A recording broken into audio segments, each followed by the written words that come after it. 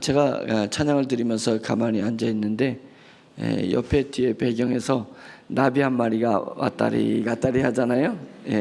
나비 한 마리가, 이 나비 있기 전에는 그냥 하나의 그림이었었는데 이 화면을 만드신 분한테 제가 나비든 벌이든 움직이게 해달라고 했습니다.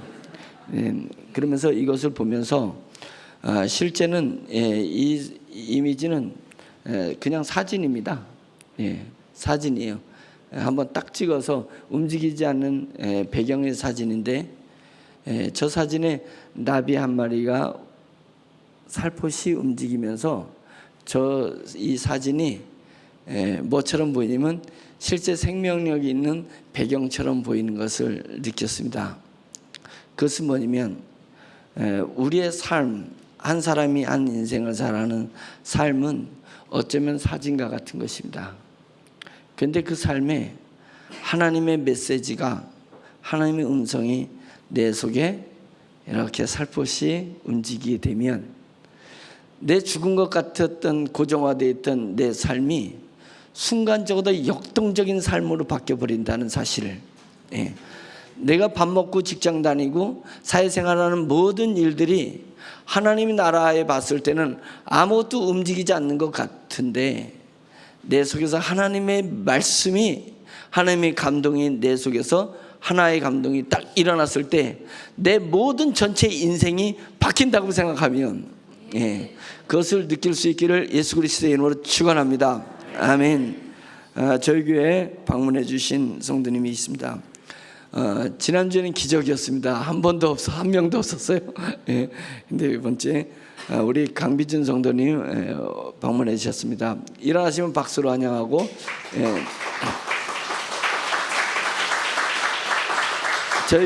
저희 교회 오션만 드릴 수 있는 기념품을 템블러하고 사탕을 넣어드렸습니다.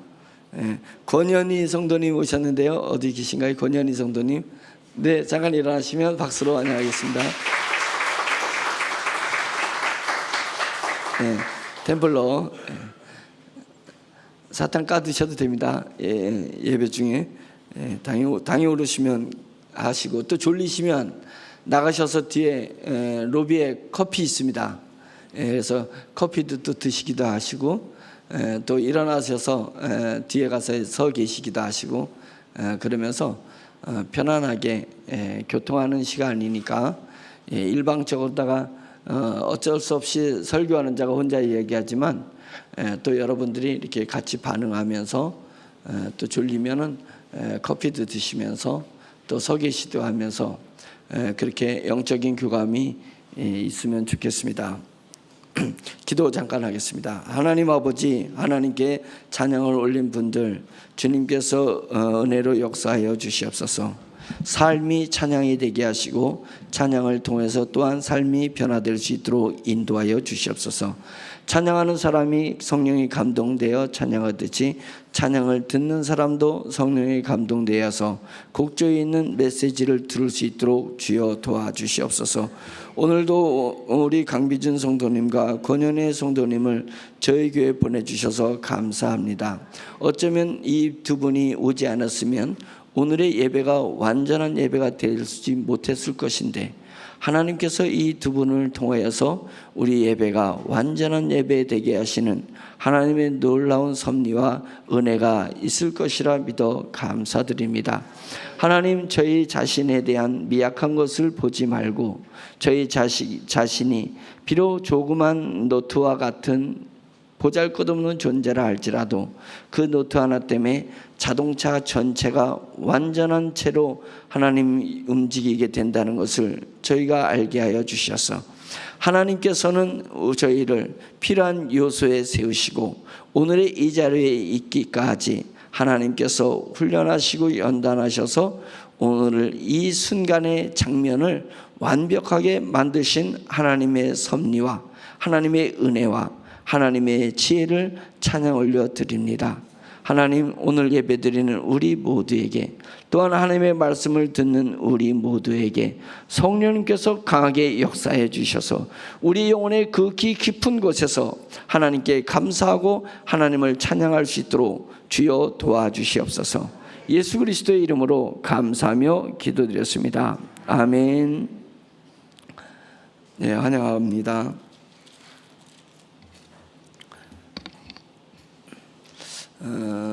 요즘 제가 이제 새벽 예배를 통해서도 얘기를 했는데, 육신의 자아와 영적인 자아를 구분하는 부분 중에 하나는, 영의 자아는 계속 밀물과 같아서 하나님의 감동이 계속 찰랑찰랑 되면서 감동이 계속 내 안으로 들어옵니다.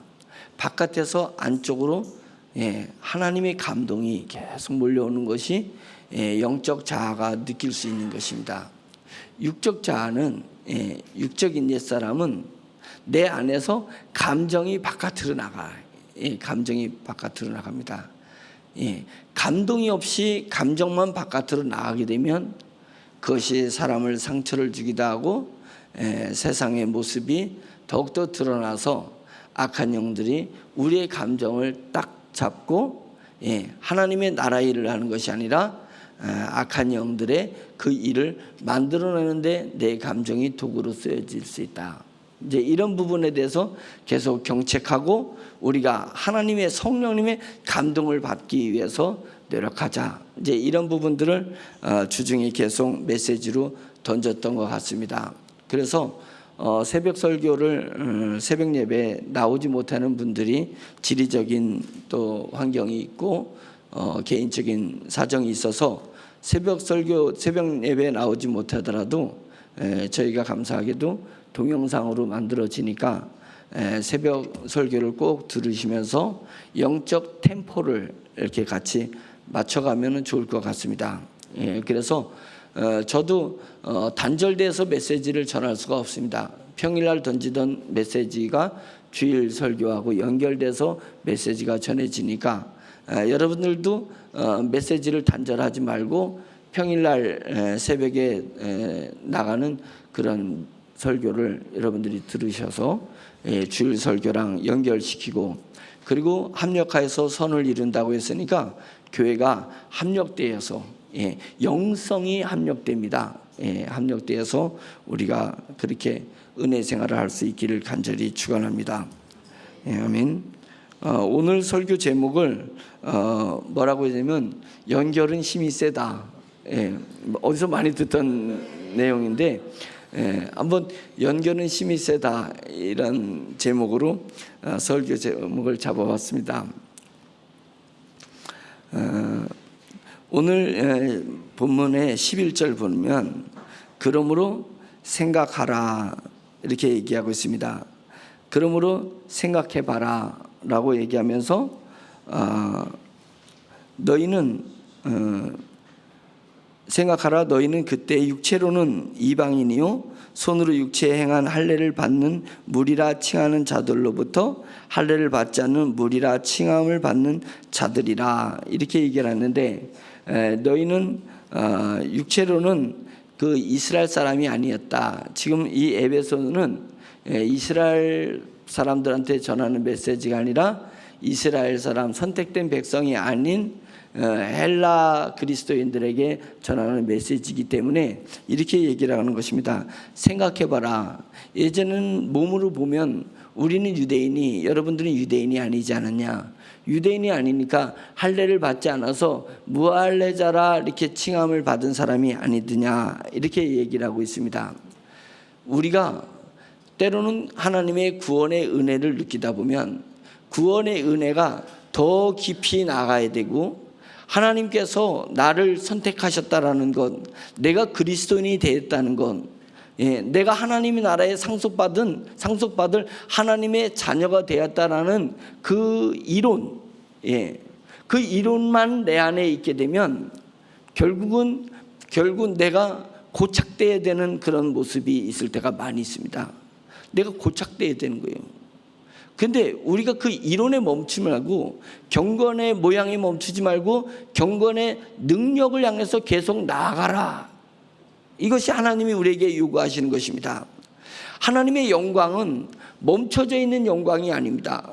하나님의 영광은 계속 영광을 그분에서 빼내도 계속 새로운 영광이 솟구치는 것이 하나님이십니다.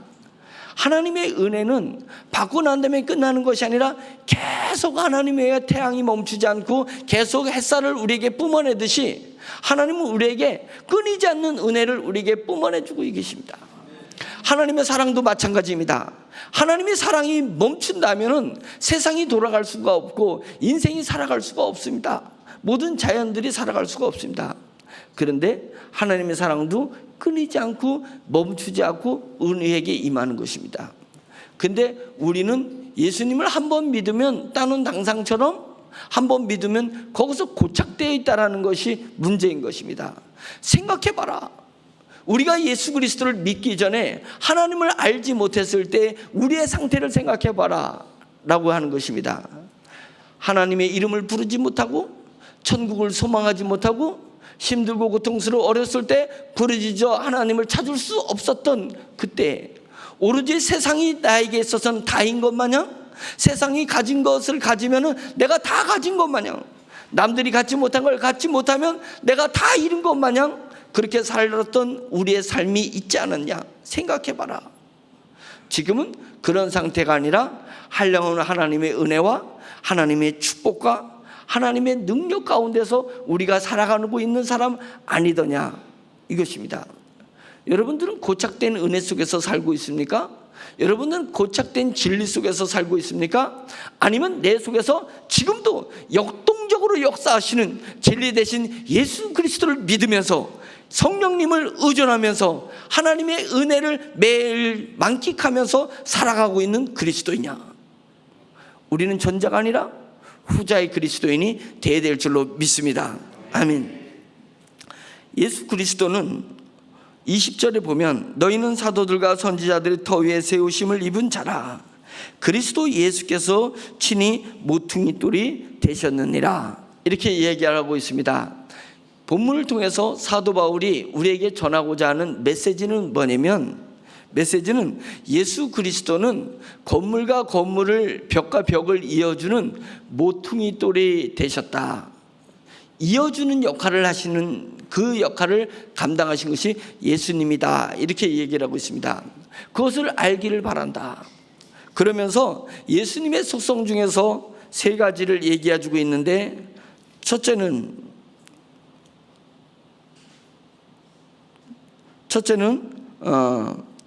13절 이제는 전에 멀리 있던 너희가 그리스도 예수 안에서 그리스도의 피로 가까워졌다. 이렇게 얘기하고 있습니다. 예수 그리스도께서 우리를 하나님과 한쪽 벽은 하나님의 세계이고 한쪽 벽은 땅의 세계예요. 그래서 하나님의 세계와 땅의 세계에서 예수 그리스도가 모퉁이 돌이 됨으로 인해서 우리가 하나님이 땅의 세계에서 살고 있는 우리가 하나님의 세계에 있는 하나님과 연결되어졌다. 그것을 지금 얘기하고 있는데 그 연결 중에서 그리스도의 피로 말미암아서 우리가 하나님과 가까워질 수 있었다. 우리가 아직 죄인 되었을 때, 우리가 아직 하나님과 원수 되었을 때, 우리가 아직 연약했을 때 그리스도께서 우리 죄를 위하여서 십자가에 죽으심으로 말미암아서 그 피를 부어주심으로 말미암아서 우리가 하나님과 화목되고 하나님과 같이 할 수 있게 되었다. 같이 할 수 있게 되었다는 것입니다. 죄는 우리에게 양심을 발동시켜서 하나님과 멀어지게 만드는 것입니다. 하나님을 두려워하게 만드는 것입니다. 죄가 그런 것이에요. 사망이 그런 것이고 사탄이 그런 것입니다. 사탄이 우리에게 죄를 기억되게 함으로 인해서 하나님에게서 멀어지려고 하게 하는 것입니다. 멀어지기를 하는 거예요. 저는 어렸을 때 죄와 싸웠던 적이 있습니다. 지금은 죄와 싸울 것 같아요? 죄를 다스릴 것 같아요? 저는 지금은 죄를 다스리는 편입니다. 예, 죄가 내게 없다라고 얘기하지 않습니다. 죄의 속성을, 죄의 모양을 제가 띠고 있지 않다라고 얘기할 수, 그럼 제가 완전한 사람인데 그건 교만한 거잖아요. 저는 죄의 속성을 지금도 띠고 있습니다. 내가 순간순간 죄를 짓고 있다는 것을 제가 압니다. 그런데 죄와 싸웠을 때가 있고 죄를 다스릴 때가 있습니다. 제가 죄를 다스리기 전에는 죄와 싸웠을 때가 있었습니다. 죄와 싸우는데 죄와 한참 싸운 다음에 또 반복되는 죄를 지게 되면 하나님 앞에 기도가 안 나왔어요. 예. 기도가 안 나와. 그리고 하나님 앞에 기도하는 것이 너무 부끄럽고 죄송했었습니다. 그래서 하나님과 점점 내 마음이 멀어졌던 것을 느꼈습니다. 저는 그때 그것이 더 잘하는 것이라고 생각했습니다. 그래서 내가 죄와 더 잘 싸워야 되겠다고 생각을 했었습니다. 근데 잘 싸워야 된다고 생각하면 할수록 하나님에게서 내가 멀어져 가는 것을 느꼈었습니다. 그런데 이제는 그 어린 제 믿음이 점점 자라고 나니까 죄를 다스리게 되는 거예요.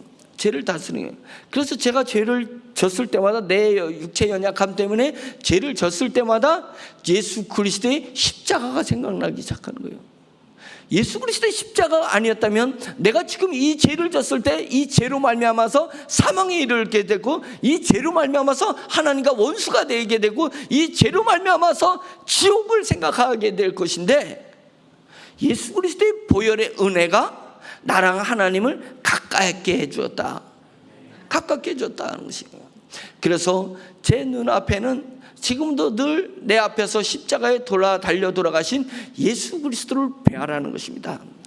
내가 죄가 보입니까? 예수 그리스도가 보입니까? 저는 예수 그리스도가 보이는 것입니다. 사망아 너희 쏘는 것이 무엇이냐? 사망이 쏘는 것은 죄요. 사망아 네가 빗대는 것이 무엇이냐? 사망아 네가 나를 꼬시는 것이 무엇이냐? 사망이 꼬이시고 사망이 빗대어서 나에게 들고 오는 것이 뭐냐면 내 죄요. 그러나 나는 죄에게서 예수 그리스도의 보혈의 은혜로 말미암아서 죄에서 완전히 해방된 사람으로서 내가 죄를 질 때마다 나는 죄를 보는 것이 아니라 나는 죄를 질 때마다 예수 그리스도의 십자가에 달리신 예수 그리스도의 보혈의 피를 바라보는 거예요. 보혈의 피를 바라봐요. 그러니까 주님의 십자가의 보혈의 피로서 내 죄를 딱 보는 거예요. 그러니까 죄를 다스리게 되는 것입니다. 죄에 얽매인 사람이 있고 죄를 다스리는 사람이 있습니다. 무엇으로 다스리냐면, 무슨 배짱으로 다스리냐면 예수 그리스도의 보혈의 피가 나를 온전하게 하시고 나를 깨끗하게 하셨다라는 그 진리 안에서 죄를 다스릴 수 있는 것입니다. 내 죄를 다스릴 수 있다면 남의 죄도 다스릴 수 있어야 된다. 남의 죄 때문에 내가 분노하면 남의 죄에 내가 얽매이게 되는 것입니다. 남의 실수 때문에 내가 내 영혼을 탈탈 털리고 있는 경우가 많이 있습니다. 남의 실수, 남의 죄 때문에 내 영혼의 평강을 깨뜨리고 있는 사람들이 있습니다. 그것은 내 죄에서는 해방된 것 같은데 남의 죄에 아직도 얽매여 있는 사람들이 있는 거예요. 우리는 내 죄뿐만 아니라 남의 죄에 얽매여 있는 사람이 돼서는 절대로 안 됩니다. 우리는 죄를 다스리는 사람이 되는 것입니다.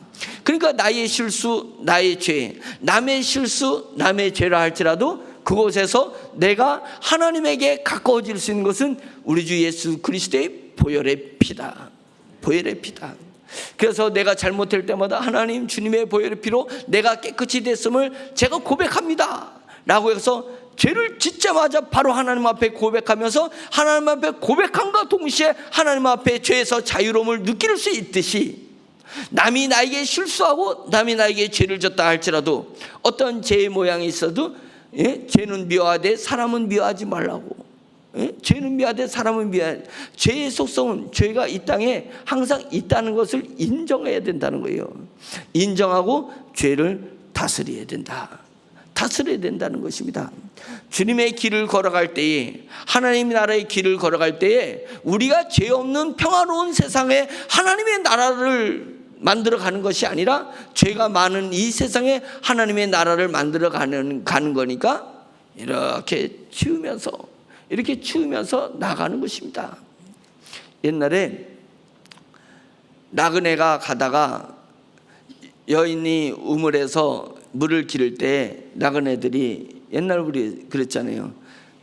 물 한 두레방만 나한테 주십시오 라고 하면 그 물을 떠가지고, 두루박에 물을 떠가지고 바가지에 줄 때 버드나무, 물가는 항상 버드나무가 있으니까 버드나무 잎을 이렇게 딱 떨궈주는 것입니다. 이 버드나무 잎이 거추장스러워요. 그러면 버드나무 잎이 먹으면 이렇게 버드나무 잎이 물이 흐름을 따라서 내 입으로 오니까 호호 불면서 물을 마셨거든요. 그러면서 갈증이 난다고 해서 벌컥벌컥 마시다가 물에 채우면 약도 없어요. 물에 채우면 약도 없기 때문에 버드나무 잎을 떨궈주는 것입니다. 그러면 호호 불어가면서 마시는 거예요. 마시다 보면 버드나무 잎이 다시 오니까 조금만 마시고 다시 호호 불고 마시는 것입니다. 버드나무 잎이 죄라면, 물이 우리가 하나님의 의와 하나님의 나라를 이루는 것이 물을 마시는 거라면, 죄를 다스리면서 내 죄뿐 아니라 내 주변의 사람들이 죄를 다스리면서 하나님의 나라를 이루어 나가는 것입니다. 그 죄에 눌려서는 안 되는 것입니다. 남의 실수에 눌려서는 안 되고, 남이 나를 음해하고 남이 나를 괴롭히고 남이 나를 해코지 하는 것에 눌리지 말고 우리 주 예수 그리스도의 보혈의 피로서 그것을 지배하고 다스려 나갈 수 있는 그런 사람이 될 수 있기를 예수 그리스도의 이름으로 축원드립니다. 그것이 그리스도인의 삶이에요. 내 죄와 남의 죄를 다스릴 수 있는 사람이 그리스도의 삶입니다. 그래서 죄를 비웃지 말고 죄에 비춰진 하나님의 은혜를 볼 수 있는 사람들이 되기를 간절히 축원합니다. 은혜를 볼 수 있는 사람들입니다. 그래서 능력은 뭐냐? 능력은 주변의 환경에 나무들 상량을 보면서 신만이는 저기에 삶이 있다는 것을 보는 것입니다. 산삼이 있다는 걸 볼 수 있는 거예요. 그 눈이 어디서 있었어요? 산삼을 봐서 어떻게 못 찾은 사람이 누가 있겠냐 이거요. 우리는 산삼을 보려고 하는 거고, 신만이는 삶이 자라나가는 그 환경과 배경을 볼 수 있는 눈이 있는 것입니다. 눈이 있는 것입니다. 우리는 죄를 통해서 뭐든지 죄밖에 안 보인다. 그것은 죄를 볼 수 있는 거예요. 죄를 통해서 뭘 볼 수 있어야 돼요? 하나님의 나라가 역동적으로 움직이고 있는 그것을 우리가 볼 수 있는 사람들이 되어야 되는 것입니다. 그것이 지혜고, 이것이 우리 영이 자라면서 죄 가운데서 하나님이 임재하시는 하나님의 나라, 죄 가운데서 하나님의 은혜와 긍휼, 죄 가운데서 하나님이 죄인까지도 사랑하시는 하나님의 사랑을 볼 수 있는 것입니다. 볼 수 있는 것입니다. 그래서 예수 그리스도의 보혈의 피로 말미암아서, 그리스도의 피로 우리가 하나님과 가까워졌다, 이렇게 얘기하는 것입니다. 예수 그리스도께서 우리와 하나님을 가까이 하게 하기 위해서 자신의 피를 흘려주셨다, 이렇게 얘기를 하는 것입니다. 두 번째로는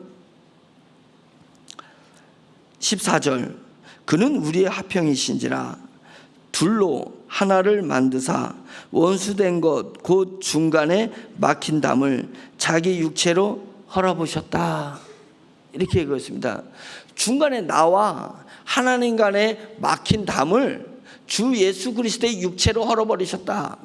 예수 그리스도께서 죽으신과 동시에 죽으셨을 때 성전에 있는 휘장이, 성소와 지성소를 나누고 있는 휘장이 있었습니다.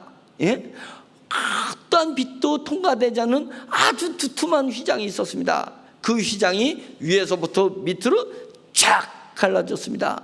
예수 그리스도께서 육체가 찢기시고 육체가 파멸될 때에, 파괴될 때에 모두 같이 파괴되냐면 성소와 지성소, 성소는 사람들이 예배를 드리는 것이고 지성소는 하나님이 임재하는 곳을 얘기하는 것입니다. 그래서 하나님이 계신 공간과 사람들이 있는 공간을 가로막고 있던 휘장이 쫙 쪼개져 버렸습니다. 쫙 쪼개져 버렸습니다. 그래서 막힌 담이 허물어져 버렸습니다. 예수 그리스도의 육체가 십자가에서 찍히시고 파괴되셨습니다. 그것을 통해서 우리가 뭘 보게 되냐면 하나님의 나라를 볼 수 있는 것이고, 하나님의 의를 볼 수 있는 것이고, 하나님의 은혜를 볼 수 있는 것입니다.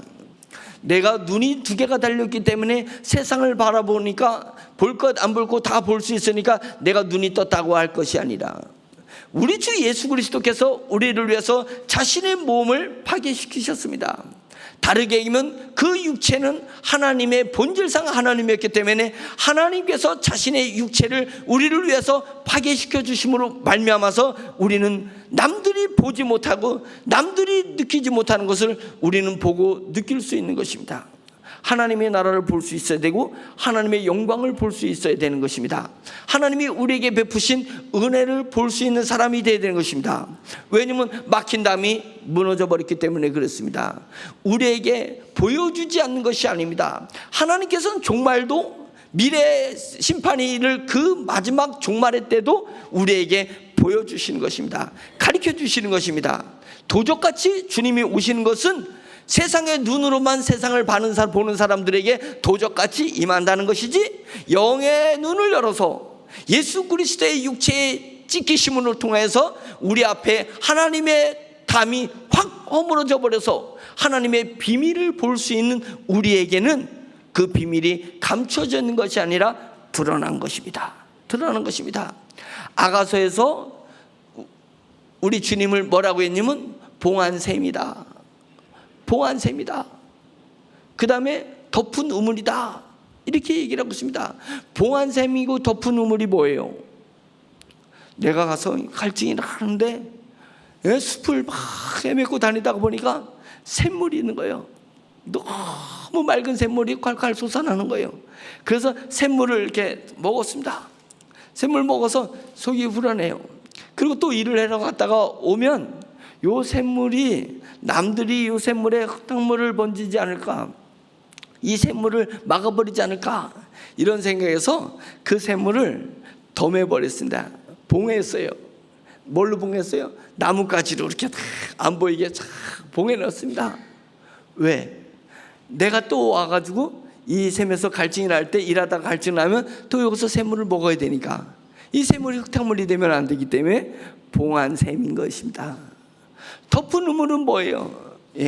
먹고 먼지나 이런 쓰레기들이나 이런 게 들어가지 않기 위해서 들여박다가 우물에서 물을 탁 퍼낸 다음에 그 다음에 다시 덮어놓잖아요. 덮어놓잖아요. 노출되지 않도록. 우리는 하나님의 비밀을 볼 수 있는 사람이 되어야 되는 것입니다.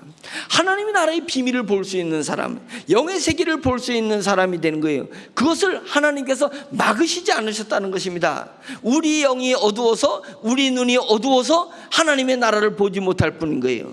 이미 우리 주님께서는 자신의 몸을 우리를 위해서 희생해 주심으로 말미암아서 하늘과 위에서 아래로 있는 휘장을 갈라내면서 하나님의 나라를 우리로 하여금 볼 수 있게 해주셨다. 누구든지 하나님 나라를 볼 수 있게 해주신 것입니다. 느낄 수 있게 해주신 것입니다. 우리에게 펼쳐진 축복이 뭐예요? 하나님 나라를 볼 수 있는 것입니다. 하늘에 속한 모든 신령한 복을 너에게 주신다. 에베소서에 이렇게 얘기하고 있습니다. 하늘에 속한 모든 신령한 복을 너희가 볼 수도 있고 너희가 느낄 수도 있고 너희가 소유할 수도 있는 것입니다. 그러니까 우리가 땅의 눈으로, 육체의 눈으로 가지고 땅에 있는 것만 보고 땅에 있는 것만 만끽하는 것이 아니라 땅의 것을만 소유하려고 있는 것이 아니라, 그건 그리스도인답지 않은 거예요.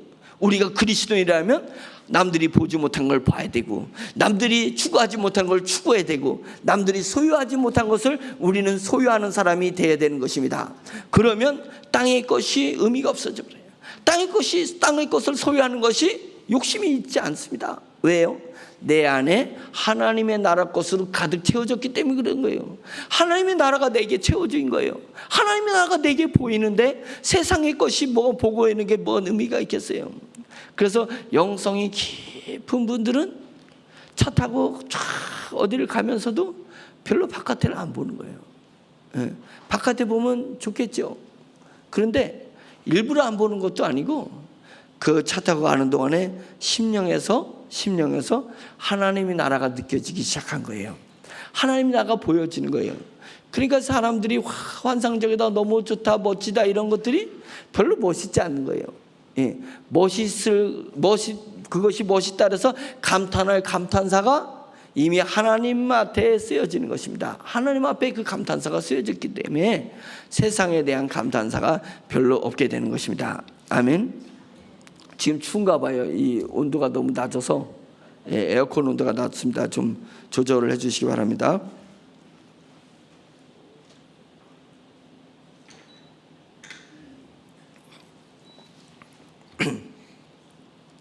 그래서 중간에 막힌 담을 자신의 육체, 우리 주 예수 그리스도의 육체로 허물어 주셨다. 그래서 허물어 주셨기 때문에 우리는 남들이 보지 못한 것을 볼 수 있는 사람이 된 것이다. 남들이 소유하지 못하는 것을 우리는 하나님 나라를 소유할 수 있는 사람이 된 것이다 라고 하는 것입니다. 그래서 하나님 나라 소유를 가진 사람은 세상 풍요가 그렇게 달가운 것이 아닙니다. 그것을 추구하지도 않습니다. 오로지 하나님의 나라를 맛보기를 원하는 것입니다.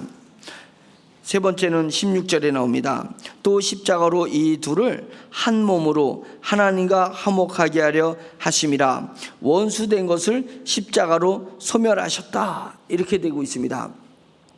우리 주님께서 우리가 우리 주 예수 그리스도를 믿게 되면 내 안에 주님이 계시고 주님 안에 내가 계신다, 내가 있는다, 이런 말씀을 많이 했습니다. 네 안에 내가 있고 내 안에 너희들이 있는 것이다. 내가 문 밖에 서서 두드리노니 네가 문을 열고 나를 영접하면 내가 너 안에 들어가서 너는 나로 더불어 먹고 나는 너로 더불어 먹으리라. 이 얘기는 뭐겠어요? 내가 주님 안에 있는 것이고 주님이 내 안에 있는 것이다. 우리 하나님이 공기, 인격이 가진 사랑을 가진 공기가 우리 하나님의 존재라면 4차 세계 우리 주님이라고 생각하면 내가 지금 공기 안에 있는 거예요. 또 내 안에 공기가 있는 거예요. 나는 밖의 공기와 안의 공기를 수없이 호흡을 통해서 교류하고 있는 것입니다. 그것이에요. 우리가 하나님을 믿게 되면, 우리 주 예수 그리스도를 진심으로 믿겨서 하나님을 느끼게 되면 어떤 것이면 내 안에 하나님이 계시고 내가 하나님 안에 있다는 것을 느끼게 되는 것입니다. 그것을 비로소 알게 되는 것입니다. 그래서 예전에는 내 안에 죄가 있었어요. 내 안에 원수된 것이 있었습니다. 그것을 십자가로 소멸하셨다는 것. 내 안에 원수된 것은 뭐냐면 죄요, 사탄이요, 사망인 것입니다. 그것이 나의 원수예요. 죄고 사망이고 사탄이 내한테 원수입니다. 원수된 것으로 내가 가득히 채워져 있었습니다. 나는 죄를 지었기 때문에 죄의 열매를 맺는 게 아닙니다. 내가 죄의 나무기 때문에 죄의 열매를 맺는 거잖아요. 내가 이미 죄예요. 내 뿌리도 죄고 내 몸뚱아리도 죄고 내 열매도 당연하게, 그러니까 죄의 열매가 맺히는 것입니다. 죄의 열매를 포장해서 그렇지. 인간들이 이 세상에서 죄의 열매가 드러나면 서로 추악하고 혐오스럽기 때문에 서로 인간들이 죄의 열매를 숨겼을 뿐인 거예요. 죄의 나무에서 의의 열매가 맺힐 리가 없습니다. 죄의 나무에서는 죄가 열리는 것입니다. 우리는 원수된 사람입니다. 원수됐습니다. 내 안에 원수가 있습니다. 그래서 원수는 죄고 사탄이고 사망인 것입니다. 죄의 삭은 사망이다. 죄 결과는 사망을 낳는 것입니다. 그래서 나는 그것으로 내 속이 다 가득 차 있었습니다. 그런데 우리 주 예수 그리스도께서 십자가로 죄를 소멸하시고 십자가로 하나님과 내가 한 몸이 되겠어요. 내 안에 하나님이 이제는 안전하게 거하실 수 있어요. 거하실 수 있어요. 죄가 내 안에 있다면 어떻게 하나님이 내 안에 거하실 수가 있겠냐고요. 의로우신 하나님이 빛이 어둠과 어찌 함께 할 수 있겠느냐. 주님이 얘기한 것처럼 네 안에 진짜 죄가 있다면 하나님이 내 안에 어떻게 내 마음에 영접되어서 내 안에 계실 수 있겠습니까? 하나님이 내 안에 계시다는 것은 내가 죄가 없다는 것입니다. 무엇으로 말미암아서? 예수 그리스도의 보혈의 피로 말미암아서 이미 죄는 내게서 사라진 것입니다. 사라진 거예요. 나는 계속 죄를 짓고 있는데 네가 아직 죄를 다스리지 못해서 그래요. 주님의 보혈의 피로 죄를 다스리지 못해서 그런 것입니다. 죄 안에 죄를 져도 내 하나님께서 우리를 의롭다 하시고 의롭다 하신 자를 영화롭게 하는 그 말씀의 진리를 우리가 깨달아야 될 줄로 믿습니다. 죄를 짓다고 내가 죄 안에 있는 게 아닙니다. 이거 한 번 더 좀 깊이 강조해야 되는 건데, 이 말씀을 이해하려면 내 안에 두 사람이 있다는 걸 또 이해해야 되는 거예요. 나는 과거서부터 지금까지 살아온 내 육적인 자아가 있습니다. 육적인 자아가 죄를 짓는 거예요. 육적인 자아가 계속 죄를 죽을 때까지 죄를 짓는 거예요. 그래서 육적인 자아가 고백하는 것이, 나는 엄마가 잉태할 때 죄 가운데 나를 잉태했고 엄마가 죄 가운데서 나를 낳았고 내가 죄 가운데 태어났다가 죄 중에 살다가 죄 중에서 죽는 거다. 거기서 얘기하는 나는 육적인 나, 옛사람 자아를 얘기하는 것입니다. 내가 이 땅에 태어나면서 나라는 존재는 죄를 지면서부터 죄를 짓다가 살다가 죄를 짓다가 죄 중에서 죽는 게 나라는 육적인 존재인 것입니다. 이 너라는 육적인 존재를 예수 그리스도께서 십자가에 못 박힐 때 그 죄의 존재도 같이 못 박혔다라는 것을 우리가 여겨야 된다, 믿어야 된다. 그 죄를 십자가 못 박혔으면 또 다른 나가 있어요. 또 다른 뭐냐면 내가 우리 주 예수 그리스도를 믿음으로 고백할 때, 예수를 나의 주라고 고백할 때 내 안에 영을, 새 영을 만들어 주신다 했습니다. 새 영을 만들어 주신다. 이 새 영은 새로운 나예요. 이제는 내 옛사람은, 육신적 자아는 엄마 아버지 때문에 나라는 존재가 알게 됐어요. 또래 집단, 어렸을 때 유치원 때부터 또래 집단 때문에 나라는 존재가 알게 됐어요. 그리고 학교를 다니면서 직장을 다니면서 끊임없는 교육을 통해서 나라는 존재가 생겨났던 거예요. 이제는 그런 것이 아니라 하나님의 말씀 위에서 너라는 새로운 존재를 알게 될 것이다. 성령님의 감동을 통해서 너라는 새로운 존재가 이제 네 속에서 느껴지기 시작할 것이다. 하나님의 은혜와 하나님의 영광을 네가 맛보면서 너라는 존재는 이제는 예전의 나가 아니라 새로운 나라는 것을 알게 될 것이다. 이것이 거듭남이고 중생을 얘기하는 것입니다. 그러니까 새로운 나에게 예수 그리스도께서 하나님이 임재하신다. 새로운 나는 하나님의 영광 가운데 거한다, 이런 것입니다.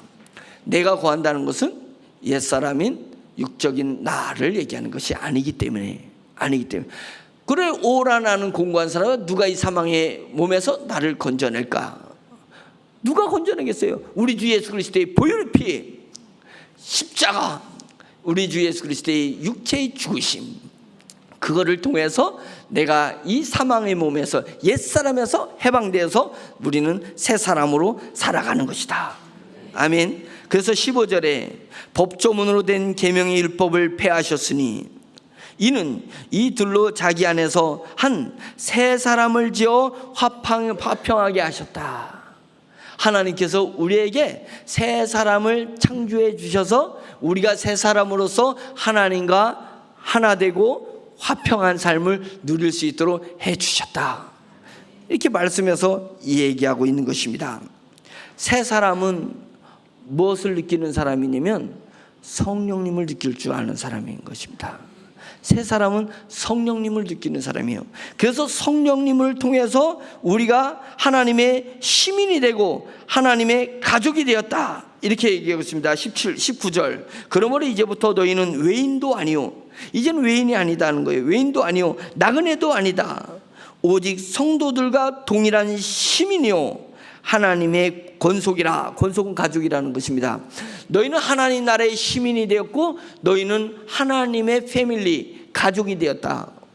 나 같은 죄인이 어떻게 하나님의 가족이 되고 하나님 나라의 시민이 될 수 있겠어요? 그 너라는 그 옛사람은 예수 그리스도께서 십자가에 못 박힘으로 말미암아서 같이 죽었으니까 자꾸만 그거 생각하지 마라 이거예요. 옛사람을 생각하지 마라. 너는 하나님의 은혜로 새 영을 받은 새 사람이 되었으니까, 새 사람이니까 믿음으로 성령에 충만해서 성령으로 말미암은 하나님의 시민, 하나님 나라의 시민 된 것, 하나님의 가족, 패밀리, 자녀가 된 것에 대해서 확신을 가져라. 확신을 가져라. 그것을 평생에 내게 말씀해 주옵소서. 그것입니다. 우리가 교회가 존재하는 이유는 새 사람의 속성, 새 사람이 누릴 수 있는 영광, 새 사람이 누리는 그 은혜를 우리에게 자꾸만 들려주기 위해서 우리가 교회가 존재하는 것입니다. 목사가 왜 존재하는 거예요? 왜 강당에서 뭘 전하려고 하는 거예요? 여러분, 우리는 옛사람이 아닙니다. 우리는 새 사람으로 살아가는 사람입니다. 그래서 우리는 상식으로 살아가는 것이 아니라 믿음으로 살아가는 것입니다. 우리는 경험으로 살아가는 것이 아니라 미래 것을 땡겨서 믿음으로 살아가는 사람입니다. 그것입니다. 우리는 믿음으로 살아가는 사람이 돼야 죄를 다스릴 수 있어요. 죄의 경험으로 죄에 눌려서 살지 말기를 간절히 축원합니다. 믿음으로 죄를 다스리고 살아가는 거예요. 내 삶에 펼쳐진 환경을 땅에 뒤졌다 그래서, 내 발이 땅에 뒤졌다 그래서 환경에 의존해서 살지 말기를 간절히 바랍니다.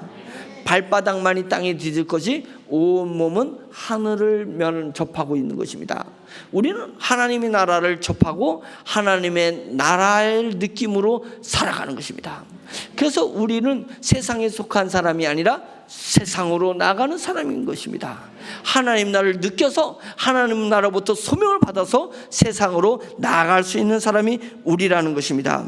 그래서 18절에 이는 그로 말미암아 우리들이 한 성령 안에서 아버지께 나아감을 얻게 하려 하심이라. 성령으로 말미암아서 하나님께 나아감을 얻게 하려 하심이라. 그러므로 19절 이제부터 너희는 외인도 아니요 나그네도 아니요 오직 성도들과 동일한 시민이요 하나님의 자녀, 하나님의 가족이 된 것이다. 이렇게 얘기를 하고 있습니다. 우리 주님께서 이제 우리에게 모퉁이 돌이 되어서 우리 세상에 살던 우리가 하나님 나라와 하나가 되었습니다. 그래서 우리가 건축물이 되어져 가고 있고 성전이 되어져 가고 있다. 이렇게 얘기를 하고 있습니다. 그래서 그 모퉁이돌은 예수님의 보혈의 피고 예수님의 육체고 예수님의 십자가의 은혜로 말미암아서, 그 십자가의 은혜로 말미암아서 우리가 성령님을 의존할 수 있고 성령님을 느낄 수 있고, 그러고 인해서 그로 말미암아 우리는 하나님 나라의 시민과 하나님의 자녀라는 이 특권 의식을 갖추게 된 것입니다. 그래서 너희는 구별된 자다. 구별된 자라는 뜻을 한자로 하니까 성도다. 예? 구별된 무리다. 그래서 성도가 된 것입니다. 특권 의식입니다. 특권 의식. 하나님 때문에 갖는 특권 의식. 이것을 제가 어렸을 때는 잘 모르는데 이것이 점점 내 속에서 감동으로 몰려오다 보니까 세상을 살아가는 방식이 세상 사람과 다른 방식이 나오는 거예요. 세상을 의식하는 의식이 세상 사람들과 다른 의식이 나오기 시작하는 것입니다. 그러면서 주님께서 내가 모퉁이 돌이 됐듯이 여러분들도 너희들도 모퉁이 돌이 되라. 지금 이것을 우리에게 미션으로 주어지는 것입니다. 우리는 새 사람이 되었기 때문에 우리는 새 사람으로서 살아가는 방식이 있습니다. 그것을 얘기해 주는 거예요. 우리는 하나님의 자녀입니다. 우리는 하나님 나라의 백성입니다. 그런데 이 땅에서 소명이 있어서 이 땅에 살고 있는 것입니다. 사람들은 내가 태어나서 내가 사니까 사는 거다 이거. 목숨이 붙어있기 때문에 사는 것이다. 우리는 하나님 나라의 소명을 받은 사람으로서 세상으로 들어가서 살려고 하는 것입니다. 왜 세상으로 들어가냐? 왜 세상 속에서 내가 살아가느냐? 그것은 나도 우리 주님을 닮아서 이 세상에서 모퉁이 돌이 되려고 하는 거예요. 하나님을 모르는 사람이 하나님을 아는 하나님과 나를 통해서 연결되려고 하는 것입니다. 연결은 힘이 세다. 내가 소명을 가지고 세상에 나갈 때 그것이 힘이 센 것입니다. 내가 세상에 속해가지고 그냥 세상 속에서 세상을 살아가는 게 되면 그게 뭔 힘이 있어요? 힘이 하나도 없는 거예요. 희마리가 없어. 희마리가 없어요. 그리스도인인지 아닌지 나의 구별됨이 의식이 없는 것입니다. 그게 뭔 모퉁이 돌이 되겠냐 이거예요. 우리가 예수 그리스도로 말미암아서 구원을 받았으니, 예수 그리스도의 보혈의 피로 말미암아서 하나님의 자녀가 되었으니 우리는 구별된 성도로서 세상을 향해 나갔을 때 나는 모퉁이 돌이 되리라. 아멘이죠. 이제 내가 무엇으로 세상 사람들과 하나님을 연결시키는 모퉁이 돌이 될 것인가에 대해서 고민해 봐야 됩니다. 저는 현실로 돌아와서 내 삶의 자리에서 생각해 봤습니다. 이것이 제가 여러분들한테 내리는 결론입니다. 우리 주님은 오늘 말씀에서 그리스도의 피, 십자가, 주님의 몸으로서 우리 죄인된 우리가, 원수된 우리가, 연약했던 우리가 하나님과 하나 되게 했다. 이렇게 얘기를 하고 있습니다. 그렇지만 나는 세상에서 무엇을 통해서 사람들과 하나님을 연결시키는 연결고리를 될 것인가? 그걸 알아야 소명감을 갖든지 그걸 알아야 사용하든지 말든지 할 거 아니겠어요? 그것입니다. 첫째는 그리스도의 피는 뭘까 생각해보세요. 세상의 피는 뭘까? 세상의 피는 돈. 예. 이 피 같은 돈을 갖다 말이야 이러잖아요. 피 같은 돈. 그래서 제가 생각했어요. 내가 돈으로 내게 돈이 주어진 것은 내가 잘 먹고 잘 살으라는 게 아니구나. 이 돈은 하나님이 나에게 모퉁이 돌이 되라고 나에게 주어진 소명의 선물이구나. 아직도 돈이 축복으로 생각하고 있습니까? 돈은 축복으로 생각하는 순간 내 영이 파괴되기 시작하는 거예요. 돈은요 철저히 소명입니다. 내가 세상 사람과 하나님을 연결시키라고 주신 소명이 돈인 거예요. 소명이 돈. 그러니까 돈을 두려움으로 사용할 줄 알아라. 두려움으로 돈을 사용할 줄 알아야 돼요.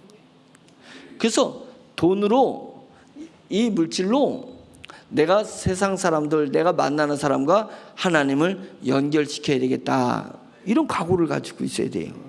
그러면 어떻게 돈을 써야 될 건지가 이제 하나님이 나에게 지혜를 주실 거란 말이죠. 순간순간 상황을 주실 거라는 거예요. 그래서 제 주머니에는 항상 돈이 있습니다. 1,000원짜리부터 10,000원짜리, 50,000원짜리를 항상 넣고 다녀요. 왜냐하면 이 돈을 통해서 사람과 하나님을 연결시킬 수 있는 기회가 될 수 있기 때문에 그렇습니다. 지갑에 돈만이 아니라 여러분 통장에 있는 그 돈이 무엇을 위해서 쓰려고 통장에다가 쌓아놓고 있습니까?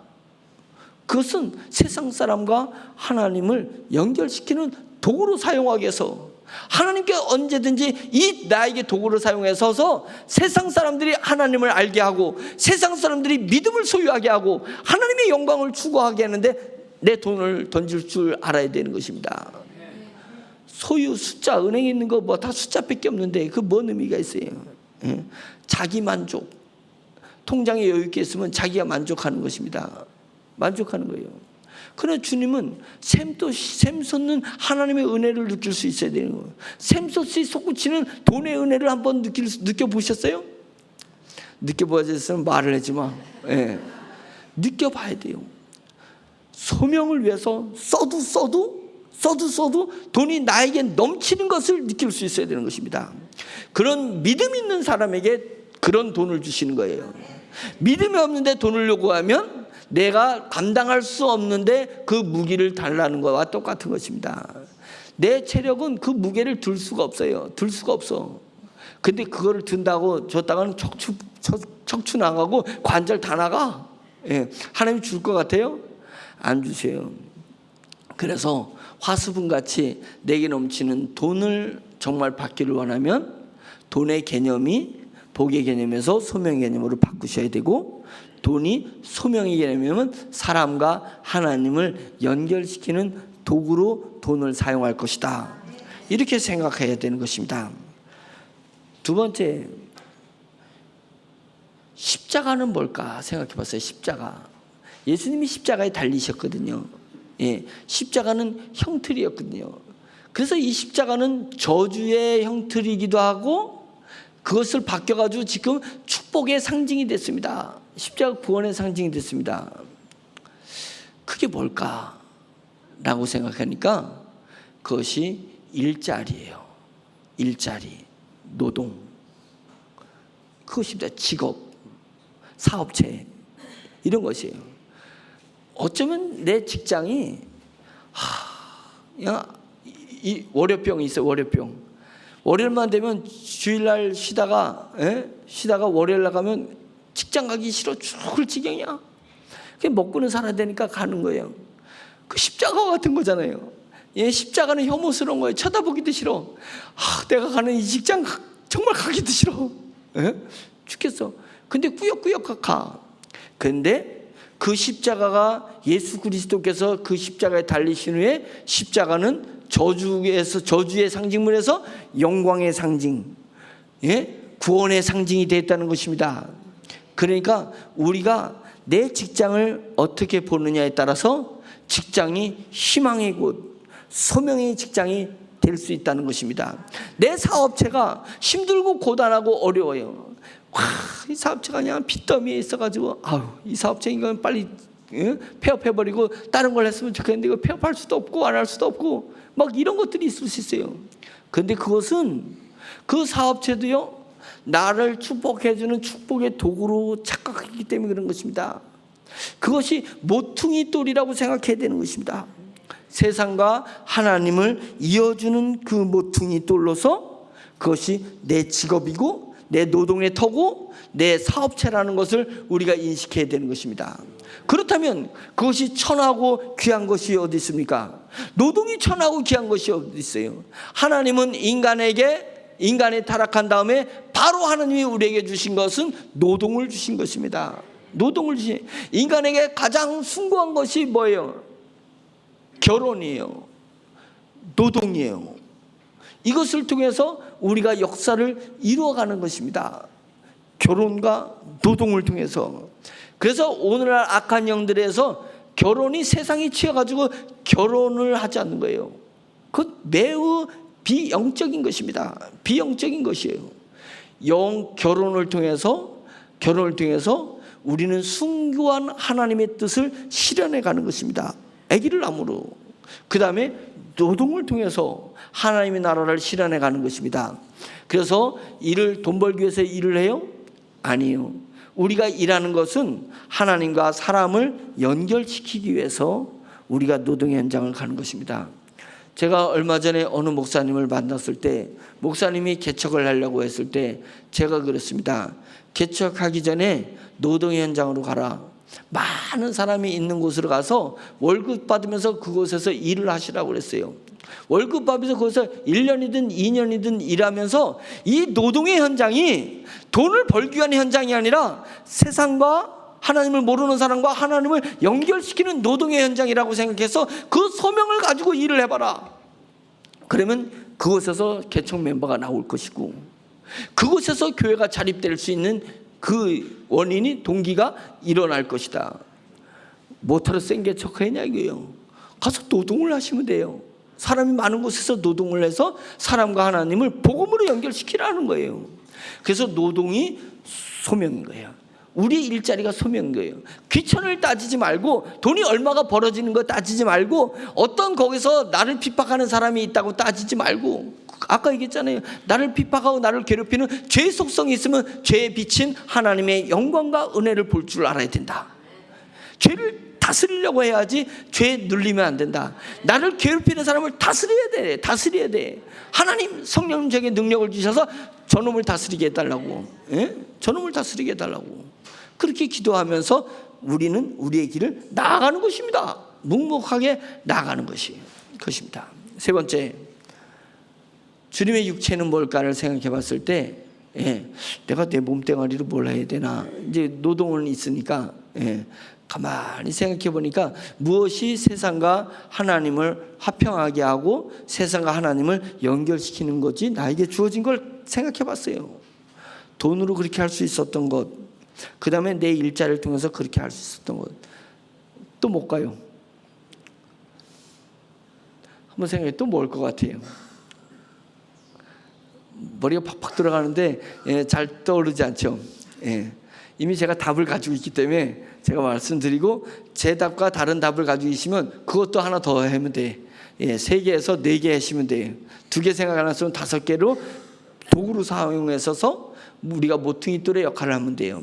저는 감정이라고 생각했습니다. 감정. 하나님이 우리에게 주신 보배로운 것인데 이 감정입니다.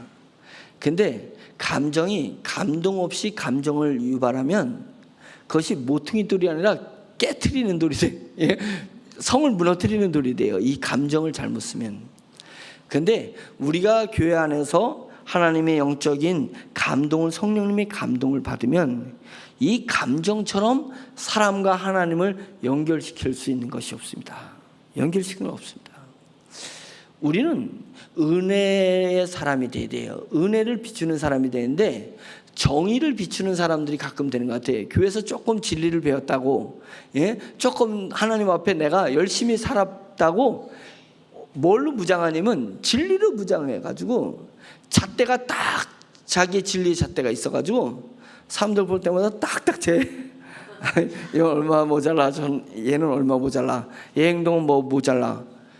아니 이 사람을 하나님과 연결시키라고 세상에 나를 보낸 건데 세상에 와서 그냥 잣대를 들고 얼마나 내 잣대로 사람들을 평가했냐 이거예요. 평가만 한 게 아니라 평가하고 내 감정을 또 그냥 얹히고 와.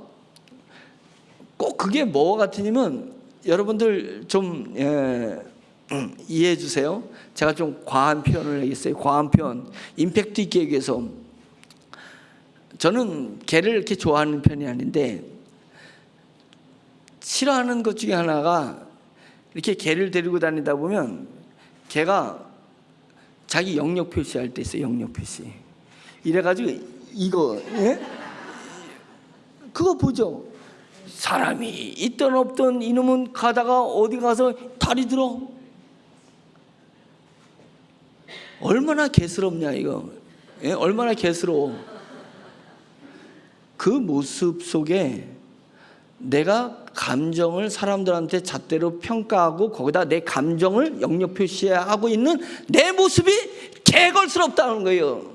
개스러운 모습을 가지고 있는 내 자아가 어떻게 하나님과 사람을 연결시키려고 하겠냐 이거예요. 그 감정을 잘못 사용해서 내 잣대로 사람들을 평가하고 거기다가 내 감정을 얹어놓은 것, 그게 길가에서 다리 벌리고 개 오줌 싸는 것보다 더 아름다운 모습일 것 같아요? 더 추한 모습이죠. 더 추한 모습입니다. 하나님께서 그렇게 하라고 우리에게 감정을 주신 거겠어요? 내 영혼이 그윽한 깊은 곳에서 맑은 가락이 찬양이 울려 퍼지는 거예요. 하나님의 은혜를 갈 때마다 내 심령이 하나님의 감동을 받을 때마다 하나님을 향해서 내 감정을 쫙 쏟아내잖아요. 이것이 그리스도인에게 엄청난 자부심이에요. 나를 나대게 하는 것은 나는 내 감정을 하나님 앞에 쏟을 수 있다는 것에 저는 저의 정체성을 느끼고 있는 사람입니다. 여러분들도 그럴 수 있다고 믿어요. 그러시리라고 믿어요. 우리가 나다는 것은 내 감정을 하나님 앞에 쏟습니다. 하나님 앞에 쏟아요. 하나님의 은혜를 누리면서 하나님의 감동을 느낄 때마다, 하나님의 능력을 체험할 때마다 나는 하나님 앞에 내 감정을 쏟아붓습니다. 그리고 그 감정을 가지고 사람들한테 뿜어내는 것입니다. 아름다운 감성. 아름다운 감성이 얼마나 사람과 하나님을 연결시키는지 모릅니다. 연결시켜요. 그 사람이 자기 수준에는 너무 힘들어서 너무 힘들어 어려워하고 슬퍼하고 외로워하는데 그깟 거 가지고 말이야 힘들어한다고 요딴 식의 말하는 거, 그게 아니라요. 하나님의 은혜를 느끼는 그 감정을 가지고 내가 보관하고 있다가 얼마나 힘들겠냐고, 얼마나 외롭겠냐고 막 이러면서 내 감정을 막 거기다 쏟아주는 거예요. 그런데 하나님이 나를 위로했듯이 하나님이 우리 자매님을 위로해 주길 바란다고, 하나님이 우리 형제님을 위로해 주길 바란다고 막 진심으로 감정을 쏟으면 그 사람의 마음문이 확 열리면서 하나님과 하나 되고 그 안에 하나님이 계시고 그가 하나님 안에 거하게 되는 사람으로 바뀌어 되는 거예요. 그의 마음벽에 휘장이 무너지 쪼개지면서 그의 담이 팍 깨져버린다는 거예요. 뭘로? 내 감성으로 그와 하나님 사이에 담을 깨부실 수 있다. 그것입니다. 이게 멋진 거예요. 이게 멋진 거예요. 솔직히 얘기해서 그래도 모른다고. 내 꼴이 천사가 볼 때 저 또 길거리에다가 저 영역 표시하네. 만나는 사람마다 지 감정 쏟아붓고 있네. 영역 표시하냐고. 그게 아니라 우리가 모퉁이 돌이 돼야 된다. 아멘이죠? 첫째는 뭐라고요? 돈. 둘째는 직장, 일자리. 셋째는 감성. 내 감성으로 사람과 하나님을 하나 되게 하는 그런 귀한 그리스도인이 되기를 예수님의 이름으로 축원합니다.